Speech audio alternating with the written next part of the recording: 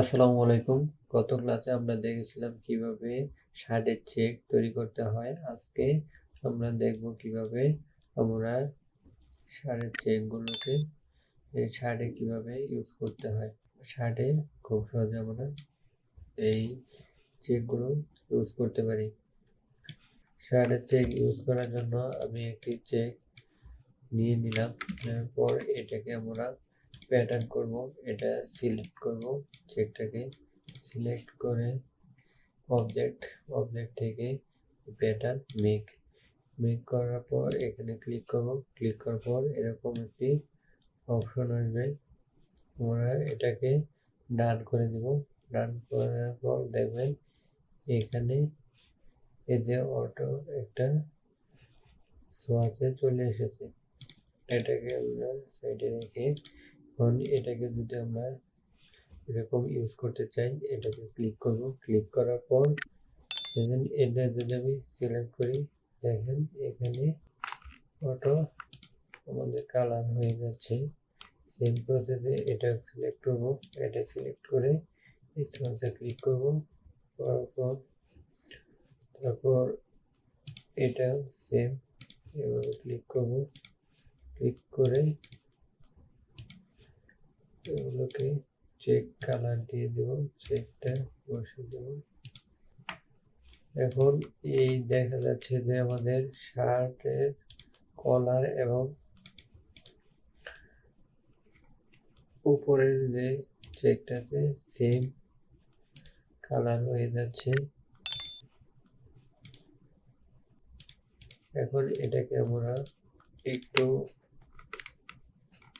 গাঢ় করে দিব যাতে অনেকগুলো চেক দেখা যায় এখানে। এটাকে সিলেক্ট করব। সিলেক্ট করার পর আমরা যাব ট্রান্সফর্ম থেকে স্কেল করে আমরা এই ট্রান্সফর্ম অবজেক্টে উঠিয়ে দিব। উঠিয়ে দেওয়ার পর দেখেন এটা 27% আছে।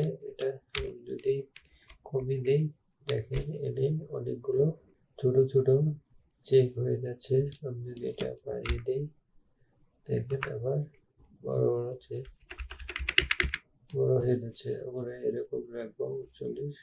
আমি ওকে দিয়ে দেবো। সেম ভাবে এটাকে আমি এখন সিলেক্ট করে টপ শ্যাডো দিয়ে এটাকে কালার দিয়ে দেবো। আমি এটা সিলেক্ট করে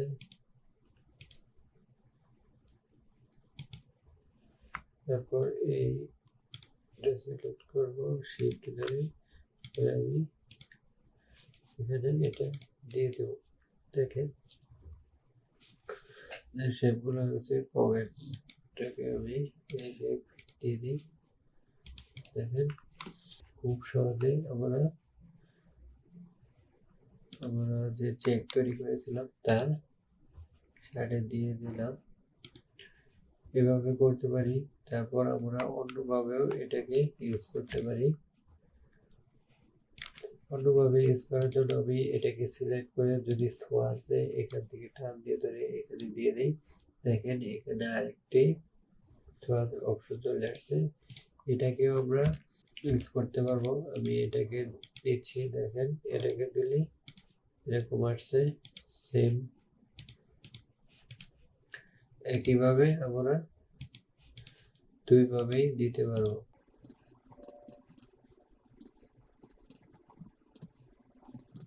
আমি এভাবে দিয়ে দিচ্ছি। এই দুইটা অপাসিটি কমন আছে, আমি অপাসিটিকে বাড়িয়ে দিচ্ছি। দেখেন সেম প্রসেসে আমি এটিকে দিয়ে দিতে পারবো।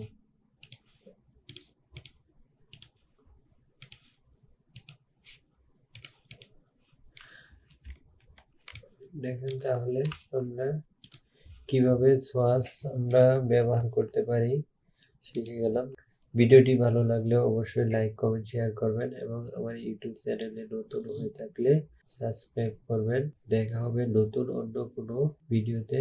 সবাইকে ধন্যবাদ। আসসালামু আলাইকুম।